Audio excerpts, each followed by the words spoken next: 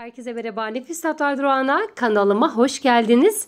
Bugün sadece 2 tane bezeden bir tepsi dolusu çörek yaptım. İnanılmaz lezzetli oldu. Denedikten sonra sizlerin de çok beğeneceğinize eminim. Tüm detaylarını sizler için paylaştım. Bu arada hala kanalıma abone değilseniz abone olmayı, beğeni yapmayı ve bu videoyu sonuna kadar izlemenizi önemli rica ederek sizleri daha fazla bekletmeden hemen tarifime başlıyorum.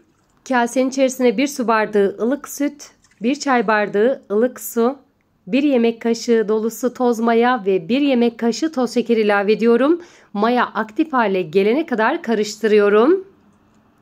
Sonrasında 1 çay bardağı sıvı yağ ilave ediyorum. Hemen ardından ununu eklemeye geçiyorum. Tarifim için toplamda 4,5 bardak un kullandım. Bu sırada yine üzerine 1 tatlı kaşığı tuz ilavesi yaptıktan sonra hamur ağırlaşıncaya kadar spatula ile karıştıracağım. Ardından elimle yoğurmaya devam edeceğim. Bu sırada lütfen unu kontrollü ekleyelim. Eksik veya fazla un eklemesi yapabiliriz. Ele yapışmayan yumuşacık bir hamur elde edeceğiz. İlerleyen saniyelerde sizlere hamurun kıvamını ve yumuşaklığını da yakından göstermiş olacağım.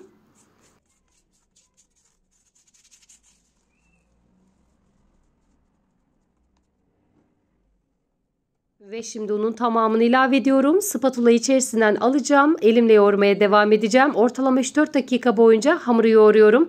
Bu arada kullanmış olduğum su bardağı ölçüsü her evde bulunan standart 200 milimlik su bardağı ölçüsüdür. Çay bardağı ölçüsü ise 125 miligram. Açıklamalar bölümünde malzeme ve bardak ölçüsünü detaylı olarak ekliyor olacağım. Oradan da ulaşabilirsiniz. Dakikalardır hamuru yoğurmaya devam ediyorum. Sizlerin de gördüğü gibi yumuşacık, ele yapışmayan bir hamur elde ettim. Özleştiğini kase temizlendiğinde ve hamur elinizi bıraktığında kolaylıkla anlayabilirsiniz. Şimdi hamuru tekrardan masanın üzerine alıyorum. Pürüzsüz bir hale gelene kadar toparlamaya devam ediyorum.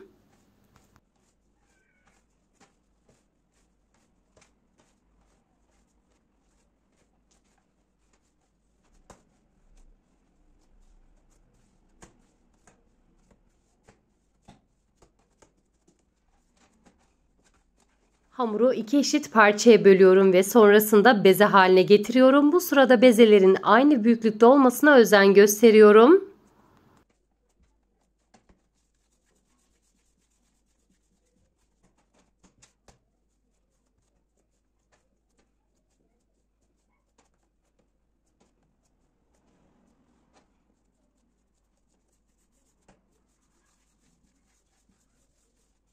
Bezeleme işlemini de tamamladım. Şimdi borcamın tabanına bir miktar un serpiyorum. Bezeleri içerisine alıyorum.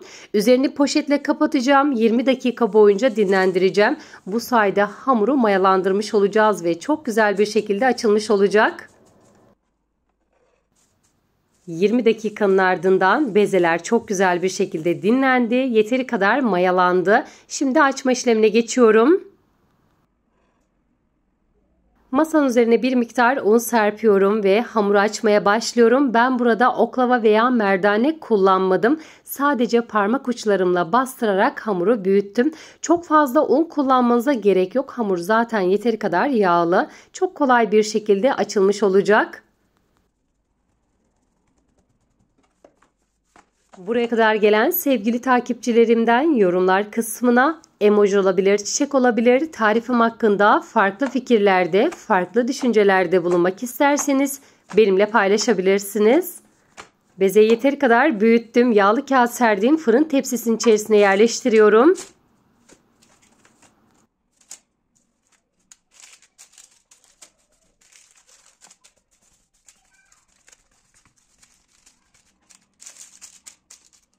Şimdi iç harcını ekleyeceğim. Daha öncesinde 1 yemek kaşığı tereyağını erittim. Hamurun her tarafına gelecek şekilde sürüyorum. Ben tereyağı kullandım. Dilediğiniz katı yağını kullanabilirsiniz. Hiç fark etmez.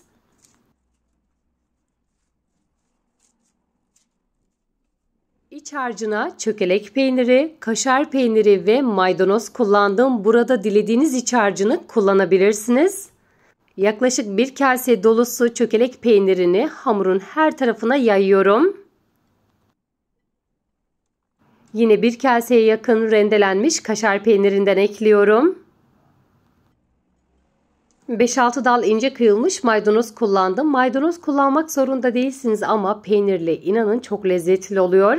Evet, şimdi hamuru bir köşeye kaldıracağım. İkinci bezeyi açma işlemine geçiyorum.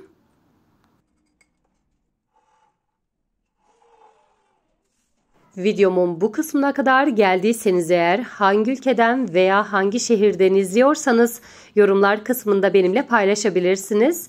Yine videomu beğendiyseniz eğer sevdiklerinizle, arkadaşlarınızla, sosyal medya hesaplarınızdan paylaşırsanız çok sevinirim. İkinci beze yeteri kadar parmak uçlarımla genişlettikten sonra merdane kullanıyorum. Buraya da sizlere göstermek istedim. Merdane ile de rahatlıkla açabilirsiniz.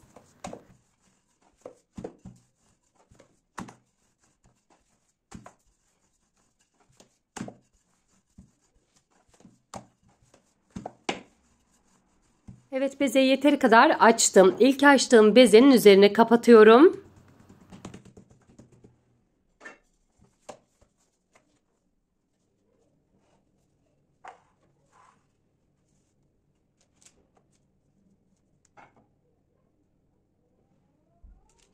Evet, şimdi burada bezenin kenarlarını içe doğru kapatıyorum. Kenarlarından hava almaması gerekiyor çok güzel bir şekilde kabarabilmesi için.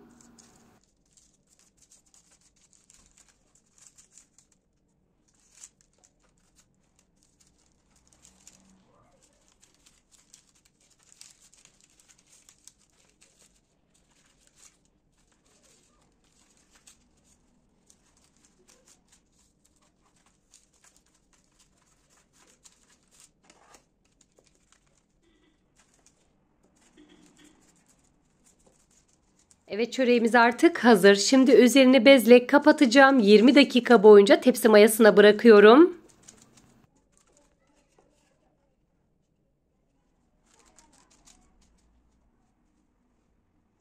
...20 dakikanın ardından çöreğimiz çok güzel bir şekilde tepsi mayasını aldı.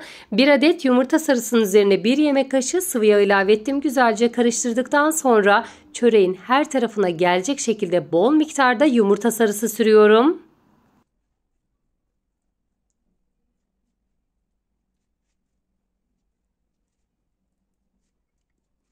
Son kez şekillendirme işlemine geçiyorum. Burada mikserin ucunu kullandım. Dilediğiniz şekli verebilirsiniz. Dilediğiniz aletle hiç fark etmez.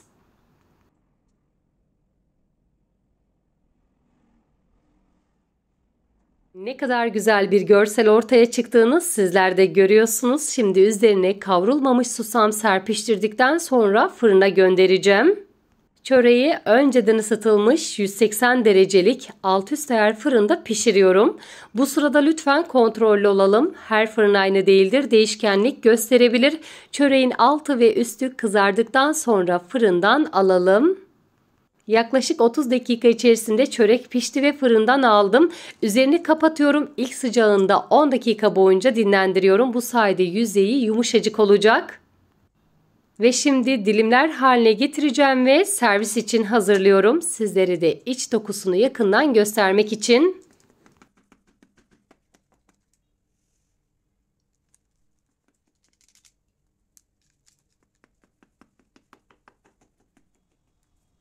Peynirli çörek gerçekten mükemmel oldu. Ne kadar güzel kabardığını sizler de görüyorsunuz. Çöreğin dış dokusu yumuşacık, iç dokusu ise pamuk gibi oldu. Çökelek peyniri ve kaşar peynirinin uyumu gerçekten mükemmel. Bir de şöyle iç dokusunu yakından göstermek istiyorum.